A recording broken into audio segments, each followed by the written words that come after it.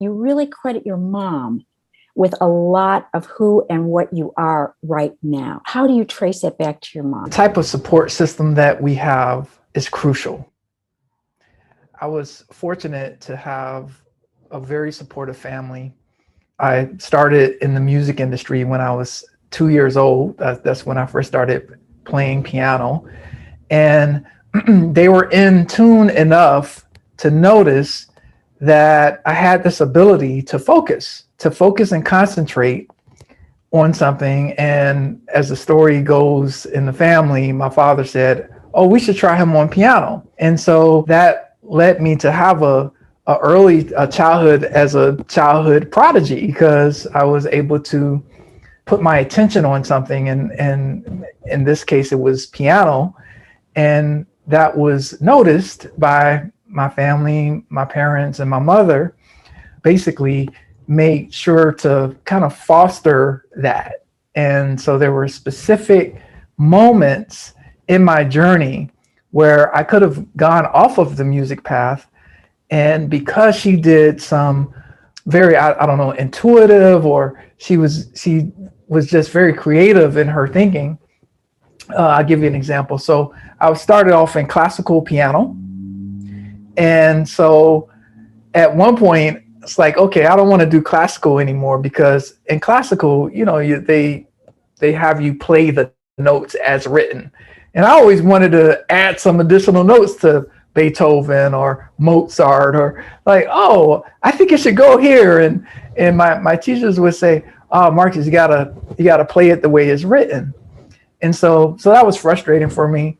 And plus, I wanted to play some pop songs for the kids at school, right? And so my mother wisely, she reached out to the head of the music department, who is a professional musician in the Norfolk, Virginia area. And he was the chair of the music department at Norfolk State University, and said, "Hey, will you teach my kid how to play jazz piano?" And he said, "I don't work with no kids." And she said, "Well, he's not like any other kid. Can you just give it a try? Just a couple of lessons to give it a try." Well, in that first lesson, Rogers Brown is his name, showed me the blues scale and how to play blues, and said, "Marcus, these are the notes. And all you have to do is just play those notes. You can play whatever you want." They could not drag me off of the piano. I practiced for 8 hours. Like, I'll never forget that summer. They literally had to drag me off the piano because I was in the zone.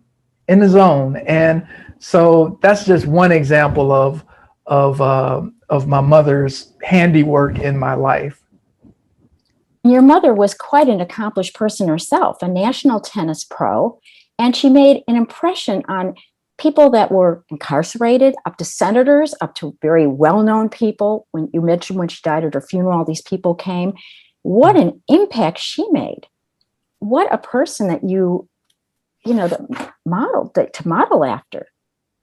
What was your biggest thing? Here you are seeing all these luminaries, all these people that all walks of life that want to pay homage to your mom. How did that impact you? Well, I just know her and have always known that she's an impactor, right? She's still an impactor, even since she's passed away. She still is impacting lives. I still get people reaching out to me. I remember that thing your mom said to me literally yesterday. Someone that is connected to the NFL reached out to me and said, "I was just thinking about your mom and how she really helped us." And so when you make a ripple effect, when you plant seeds and they grow, when you have a legacy that you impart,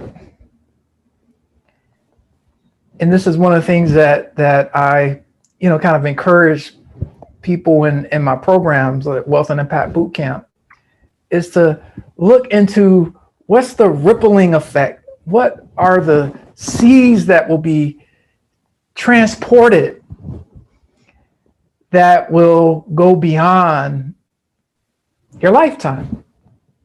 And so, because I've seen that at play, I've seen impact. We've seen impact. We've seen the impact from, whether it's Martin Luther King or Gandhi. There are, those are the big names, right? But then inside of communities, there's impact that has been made by community leaders. Once they pass, that impact continues. And so I believe that we all have that opportunity to live a life that has the meaning that others will be able to see and be able to be inspired by, be able to grab hold of, and have that be a part of their journey as well. Was it something that you just knew inside that this was what you were meant to do? Yeah, I think it started when I was 6. Mm-hmm. And I'll never forget performing and seeing how the room changed once I started performing, how people were happier. There were people crying. There was like this atmosphere that was different than the one that existed before I got on stage. And so what I recognized was that, wow, inside of doing music, there's an ability that music has and that I have as a performer of music, writer of music, to really impact people either emotionally or change their state. And so when I look at, how that's translated over time, I have an album called Unstoppable, and I get calls from people that say, hey, I listen to the Unstoppable album all the time. Right before I have to go into a meeting, I'll put on the Unstoppable song, and then I get charged up and I change my state and go into that meeting more powerfully. And so music is just up a pathway for that. And then the courses and the challenges and all the other, kind of vehicles. These are all vehicles towards one aim, and that's really to uplift humanity. That really is to create an offer of value for people, right? Because they say that in terms of levels of self-actualization. I don't know why I'm deciding to go that direction in this conversation. That's fine. But the highest level of self-actualization that has been, said over and over again, Aristotle, it's contribution. So if we know that the highest level of self-actualization is contributing to others, then that might be worthy of spending some time on.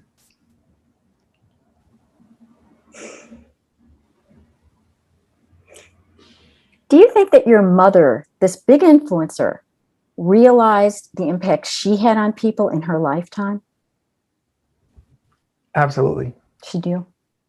Yeah, absolutely.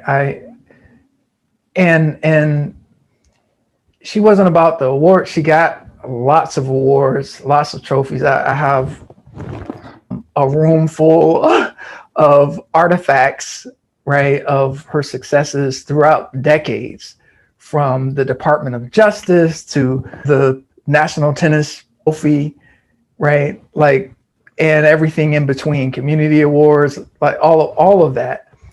And a lot of those things I didn't know about because she didn't really talk about it, because that wasn't her main focus. Her main focus was helping communities, was helping people.